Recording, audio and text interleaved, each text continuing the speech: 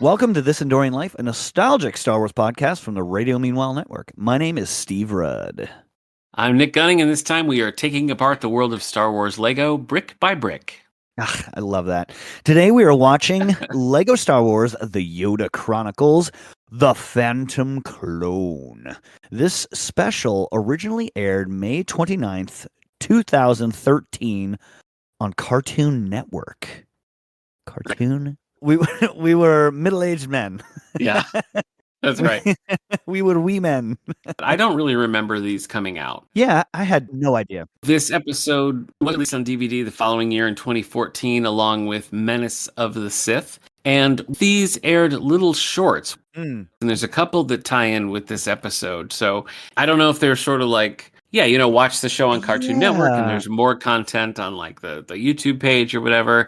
But it seems like a somewhat early attempt to get that online content as well. I remember a lot of like Smallville was doing that. Oh. Did you watch any of these? I watched the first one. I noticed that it seems like it's the same time.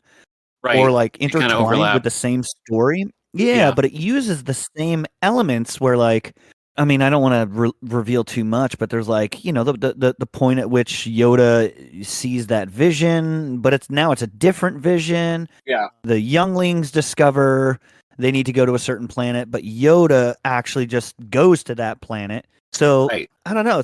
It's happening at the same time, but almost seems like it's slightly alternate universe. Yeah. Of what we just watched. Yeah, it's kind of odd. They connect so much that they should be fully connected and they're not quite. So it's just a little, it exists in kind of a strange place. But anyway, so those are out there. This episode was written by Michael Price, who also wrote Padawan Menace. And we do get some Padawan Menace callbacks in here that I'm sure we'll discuss. It was directed by Michael Hegner. We have Tom Kane back as Yoda. He was also Yoda in Padawan Menace and things like Clone Wars. Trevor Duvall as Palpatine Akbar and Bib Fortuna. We have Kelly Metzger as Vashti. We have Sam Vincent as Obi-Wan Kenobi. Tabitha St. James as Lando Calrissian. And Brian Holmes as JEK-14, I think is where they're at. The titular Phantom Clone. Oh, yeah, 14. That's right. Well, you know what they say, the 14th time is the charm. The returning characters include Anthony Daniels as C-3PO, and I'm going to count this because we have Billy D. Williams as Lindo Calrissian, so not Lando, but Lando's discotheque groovy father. I don't know what I have to say about that. I was thinking about saying something, and I'm like, I just don't. Yeah. That was just the wrong move. I don't know whose idea that was. Yeah, I mean, it was kind of strange. I don't know. I mean, it's always fun to have Billy D. Williams back, and I was curious if this was an established character, if it had ever been mentioned before, but from everything I could say, I mean, there's nothing about Lando's parents, so the only time we get one or see one is right here, Saturday Night Fever's own Lindo Calrissian. Whatever, take it or leave it, but we have a new Calrissian, and it's Lindo, as voiced by, of course, Billy D. Williams. Billy D. Our Star Wars link. Billy D for this episode is Adrian Holmes, who voices Mace Windu. He has lots of genre credits, including on the screen Battlestar Galactica, 4400, and the reboot of V. But Star Trek fans might recognize him as Admiral Robert April in Star Trek Strange New Worlds. Wasn't Robert April in the animated series first? Yeah, he is. He's voiced by James Doohan. Doohan, yep. That's the only other time that you get Robert April. I like Robert April. Yeah. He's very cool in Strange New Worlds. Very cool. Yeah. Isn't like his post too? He's like in the space station. There's always like a picturesque background of like a ship's docking, but it's like he just gets all the cool scenes, man. Yeah. He is. No, he's very cool. Yeah. So I didn't realize until I was doing research for this episode that it was the same guy here. But yeah, Mace Windu to Robert April playing all the classics. Very cool. He comes off as very commanding. That's why he did such a good job as April in Strange New Worlds. I just think he's really good. Yeah. So he's got a couple different Battlestar Galactica roles in the like the reboot series. He plays Specialist Parr, and then in that TV movie, Battlestar Galactica Blood and Chrome, which I think was a prequel. He has a bigger role, and he plays Zachary Elias in that. All right, shall I Shall I take us out on the uber detailed plot so we could talk about this? I'd love it if you would. Yeah, All let's do right. it. The Phantom Clone. General Grievous launches into space and initiates a dastardly plan. Meanwhile, Master Yoda, while teaching younglings, feels a tremor in the Force. Sidious launches his attack with Grievous and also lures Yoda to Alderaan to rescue Obi-Wan. Things happen fast. But they discover it's a trap. Meanwhile, back at the temple, Grievous steals the younglings' lightsabers. Reluctantly, 3PO follows along with the pursuit of Grievous. The younglings believe the Force leads them to Tatooine. I thought that was Always cool. Tatooine. Yeah, it was. Yeah, well, the younglings felt it. Yoda and Mace cool. Windu are stranded on Dagobah. They struggle to figure out who double-crossed them, while R2 desperately tries to tell them. Rather obviously. Yes. Thankfully, Disco Lindo and can't even say his name. It's so bad. Thankfully, Disco Lindo and Lando Calrissian save them in their party. Millennium Falcon, Party Falcon. I don't know, I guess. Yes. Yeah, it's like a disco Falcon. tech. Yeah. On Tatooine, 3PO and the younglings infiltrate Jabba's palace. They manage to steal back their sabers, but are caught. They are still in trouble as the crystals have been removed. They escape, however, because 3PO has broken the Rancor. Meanwhile, Dooku and Grievous successfully combine the 4 Kyber crystals into one large one in order to power a weapon for Sidious.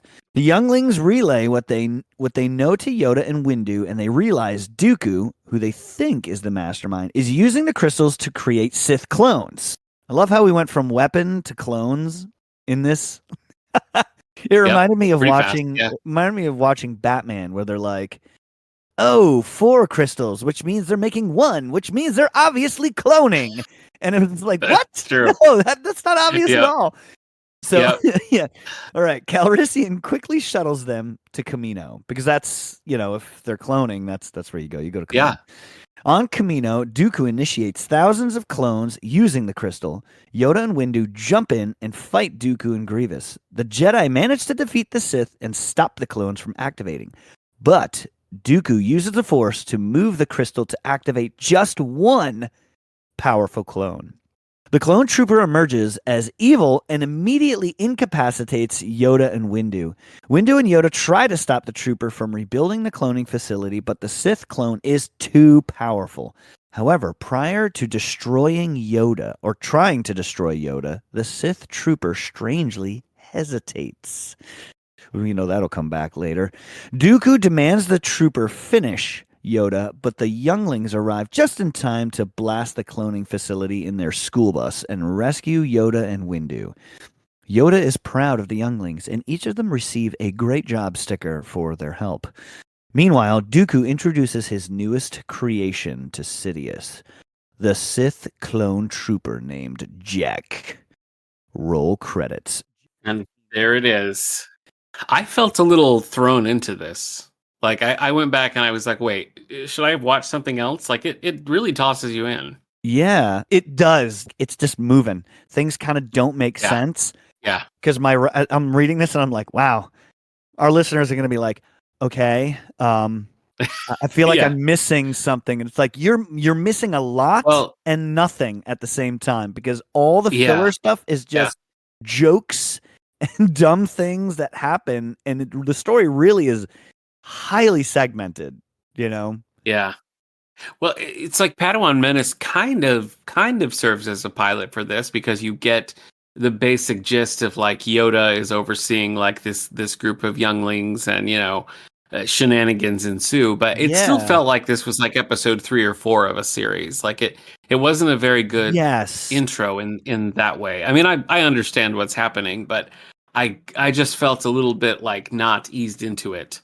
I don't know. Maybe that's a nitpick, but it felt a little tossed in a way that I... You are tossed in. There are multiple things happening at the same time, but they kind of will do like it starts with Grievous, and he launches into space, and he's like, "Rah!" And then all of a sudden it just flips to Yoda, and you're like, okay, well, I guess, and I think the narrator even says like, Grievous launches his dastardly plan or something like that, and you're like, okay, pretty good. And then it goes to Yoda, and then it like flips back to like Yoda and Sidious. And then of course there is that scene. I can't believe I forgot to write about it. The scene where Sidious is on the call with Yoda and Grievous. So good. Why did I forget? I know why I forgot, because I wanted to bring it up later. But like, yeah, like there's so much stuff that happens so quickly, and they're flipping back and forth, and it's wild because, I mean, they only have like 20 minutes, but it feels like they're trying to fit 40 minutes into 20 minutes. That like it's plot heavy. It's plot heavy. Sure. And I get what they're going for. They're doing that whole thing that the Clone Wars series does, where it's like episode, you get that crawl that catches you up to speed and you just dive right in. But just something about maybe the Lego format, it just felt a little bit more jarring this time around. I had to laugh early on when they're taking off and it says something is 15 parsecs away. And in parentheses, it says parsecs is a measure of distance. Yeah. Because of the whole Han Solo thing, which I guess the Solo movie kind of fixed in its own way. But I thought that was pretty funny. Yeah. I liked that R2 had a little R2 girlfriend. Weirdly enough, there were a few things that I felt like were callbacks to the droid show, because when you see Obi-Wan, he's just lounging at that resort, like by a pool, and there's all these droids around and everything, so it kind of looked like the Great Heap. And then R2 had that little romance, and those were both, to me, felt kind of reminiscent of Great Heap. So who knows? Maybe that's only like... You might be right. Yeah. But I felt twice. I was like, I wonder. That is so good. We could talk about this in a bit, but I felt like C-3PO stood out to me as having... It felt like a different character. Like, he had his C-3PO moments, but I just felt like he was more off character than anybody else. Did you bump on that at all, or no? Yeah. He is out of character. I think for me, it was a jarring point when the younglings were like, I'm getting a feeling like we need to go to Tatooine. And he's like, what do you know? And then they're like, we are Jedi younglings. And he's like, oh yeah. And I thought, I feel like he wouldn't have reverted to that. Like you honestly forgot, like these are, there's always this air of like, C-3PO, you're in control, and then just everyone does whatever they want. Well, and so this was like, his characterization, we're not gonna go do that, fit with the needs of the story. Like, he was sort of in that hapless teacher kind of role that you see a lot, especially like in kids' cartoons. But it just, I just had been like, make it another droid, not C-3PO, and that would maybe play a little bit better, because C-3PO and R2 were split the whole time, which was fine. But I just, that was a bit of a, like, every time that came up, it just felt off to me. Yeah. And I liked Grievous gets hit in the eye or something, and you hear him sort of off camera being like, "Be careful, those are my only original parts." I thought that was pretty funny. There were a lot of one-liners. Yeah, there really were. Good. I liked that Yoda and Mace get stranded on Dagobah, and Yoda's kind of like, this place is all right. I thought it was kind of funny. Like, maybe I could retire here. Yeah. It's a nice place to retire. This is when they're trying to figure out who could possibly be the double agent, and R2 is just like spelling out Palpatine in the background, and they're like, yes, of course, Palpatine. We should ask Palpatine. And R2's like, oh boy. Yeah. That was pretty I know, funny. but I love that later on they're like, it is Dooku. And it's just like, they still got it wrong. Like, it's yeah. Like, okay, Dooku's part of it, but that's not the one who's double crossing them. Yeah. I liked that the plot revolved. It was good, like, misdirection, because the kids get taken and their weapons get lost and everything, and you don't realize till way later that the purpose of that was to steal the kyber crystals from the. That's gonna drive me crazy because I said that wrong. The kyber crystals from their lightsabers. I wasn't gonna say anything, but you're gonna listen to it and you're gonna be like, yes, the kyber crystals. Yeah, that's exactly what I was in my head. I was like, can I fix that later, or do I need to say it right now? And I chose now. Dude, I do it all the time. Just roll past. Yeah. Anyway, I thought that was kind of a cool misdirect there, and then the way the kyber crystals come into play later on was sort of a unique storytelling device. So, I thought that was pretty cool. Yeah. So, okay, this is the first time that kyber crystals have been essential in the clones and power, right? I mean, I feel like a force power or lore person would be very interested in this episode because it does kind of introduce the symbiotic relationship between the Force and the kyber crystals. Because this guy Jek's powered by kyber crystal, not the Force, and he's able to do all these things. So what's the significance behind that? I feel like you could unpack a whole episode and talk about just that, and it's like this whole episode, that is the only thing from this episode that I pulled out that was like, huh, interesting. Yeah. Okay. Yeah. You I found know? myself, I wondered if you would think that was cool or if you would like call foul on that, because it is a really interesting use of the cloning and the crystals, and like, because he's sort of like a cloned Sith trooper, sort of all mixed into one, and he's got like the arm that's powered. It's a unique use of all of these Star Wars pieces sort of assembled in a different way.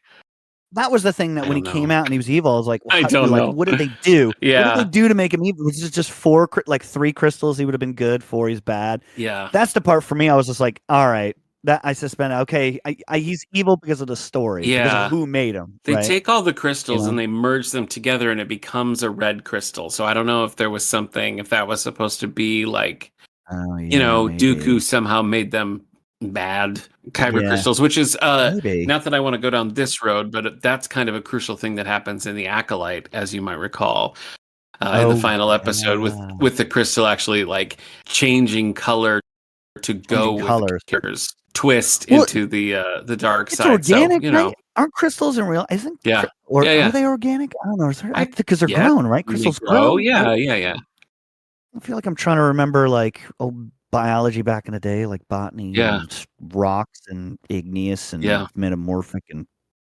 I don't know, possibly. Well, I mean, kyber crystals are kyber crystals. They're not like crystals we know. So they're also made up. Yeah.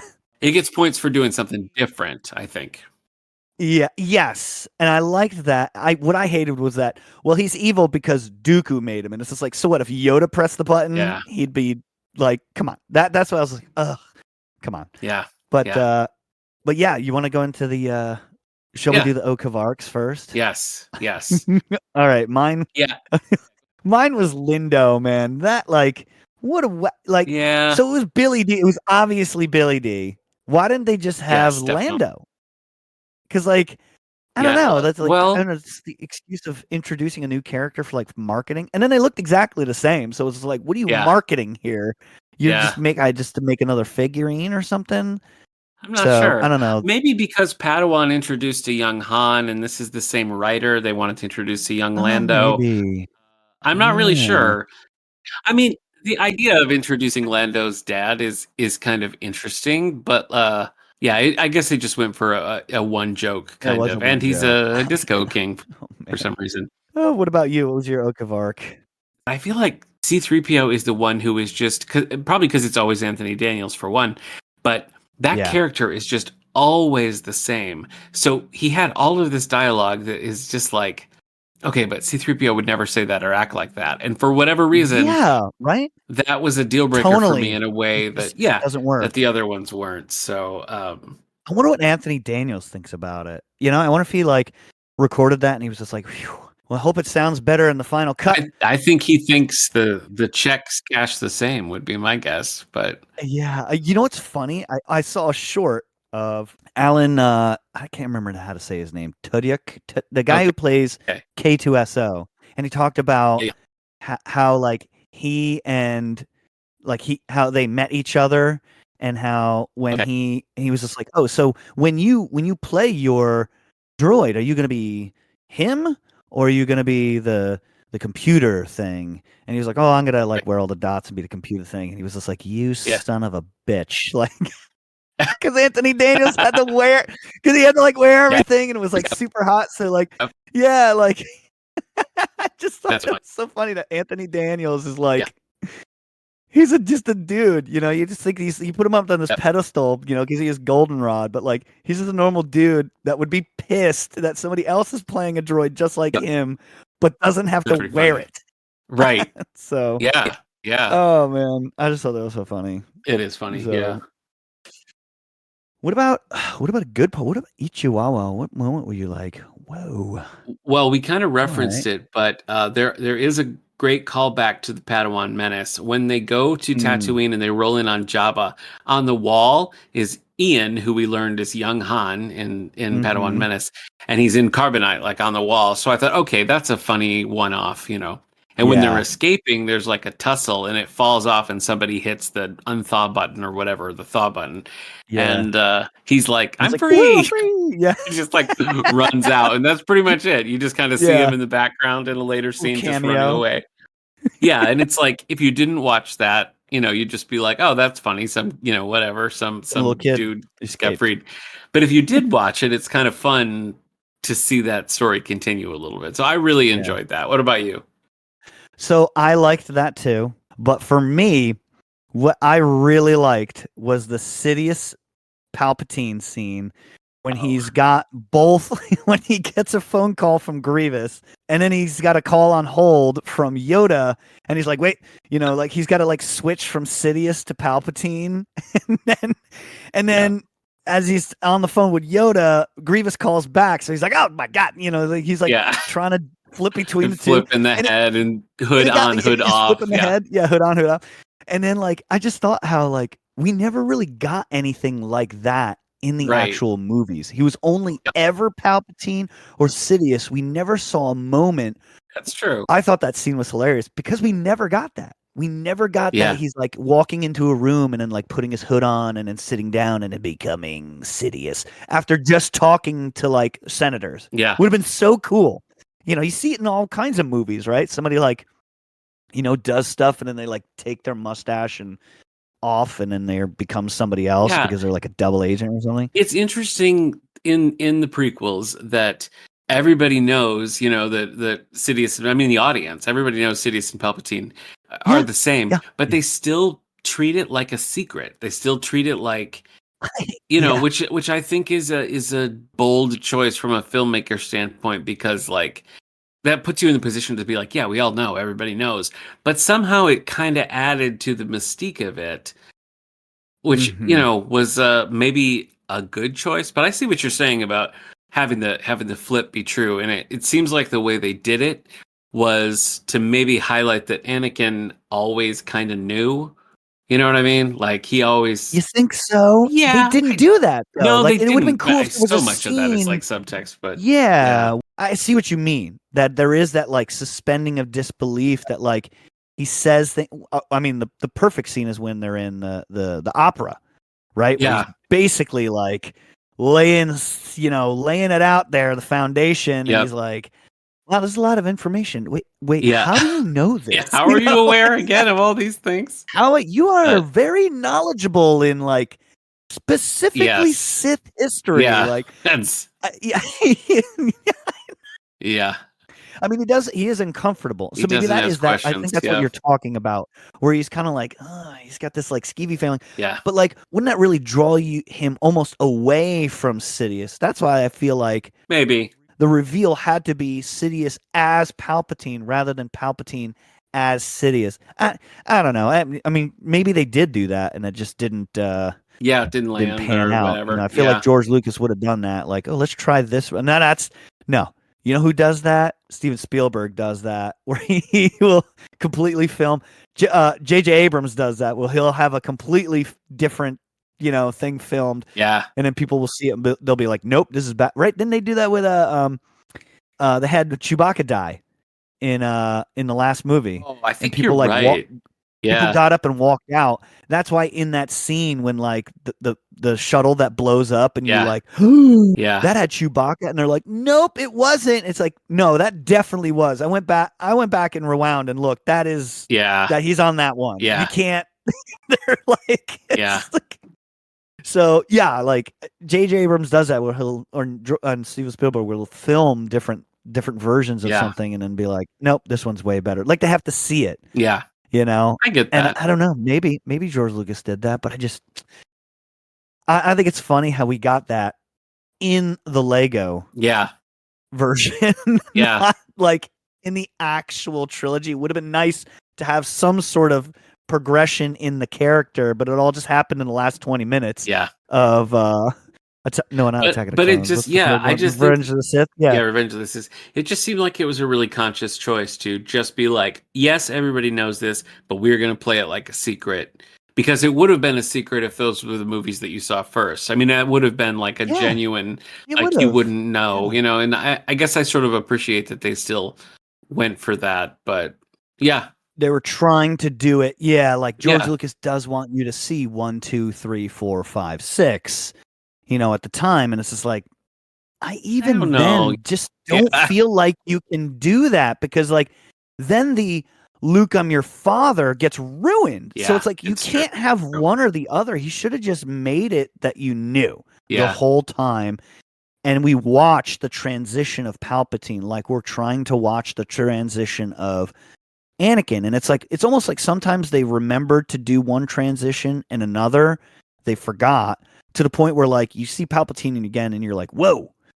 Now he's all wearing black clothes, and like literally 40 minutes ago at the beginning, he was wearing like greens and blues. Yep. Now he's just straight up black. Yep. It's like he folded his jacket out inside out. And it was like the black version inside. Yeah. So, yeah. How'd you feel about this in general? How many yub nubs? I don't know. It was okay. It was so jarring, like you said. It just got thrown in, and I was kind of like, whoa.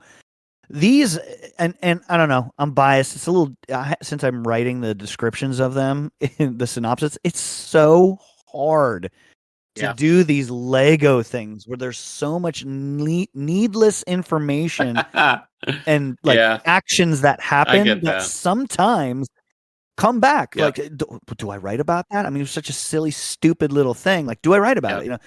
So I don't know. It's like I don't know. I didn't hate it, but I didn't really like it. I feel like I'd give it a 3.5, maybe a 3.25, like just above the middle, where, you know, it was enough for me to watch all 20 minutes of it. What about you? The concepts introduced at the end with Jack and the whole like cloning Kyber and the weird powers that I just think that's such a unique thing in the Star Wars world that by the end of it I was kind of like, let's see where this goes. I'm curious. Yeah, he's the only interesting aspect of it at that point. Yeah. Right? I mean, the cloning facility and how that works. True. And Jack are like, all right, 19 minutes were wasted. They should have just stole the Kyber crystal right away and brought it and then started the show with this. That's true. And then something happened and then there's a cliffhanger. Right? Rather than like, I'm Jack 14. And you're like, okay. Yeah. That's cool. Finally got cool. Yeah. So, I don't know. Yeah.